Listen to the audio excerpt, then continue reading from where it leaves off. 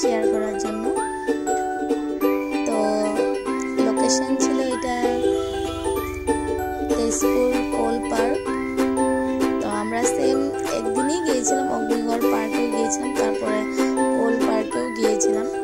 তো যেহেতু একটা ব্লগ করলে অনেকটা লং হয়ে যায়, তাই দুটো করে দিয়েছি, মিনি ব্লগ করে দিয়েছি। তো জায়গাটা অনেক সুন্দর ছিল। আর আমরা যখন গিয়েছিলাম প্রায় অনেকদিন আগে, গরম ছিল তখন, ঠান্ডা ঠান্ডাটা পড়বে এরকম একটা ছিল আর কি ওয়েদার। অনেকটা ভালো লেগেছে। তো তোমরা দেখতে থাকো আর আমার সাথে থাকো। যারা যারা আমার ফেসবুকে ফলো করোনি, প্লিজ টুক করে একটা ফলো করে দিও। আর ন্যাচারাল তোমরা দেখতেই পারছো, আমার একটা একটা করে বোঝাতেও হবে না, বলতেও হবে না। জায়গাটা অনেক সুন্দর, সৌন্দর্য যাকে বলে ন্যাচারাল সৌন্দর্য।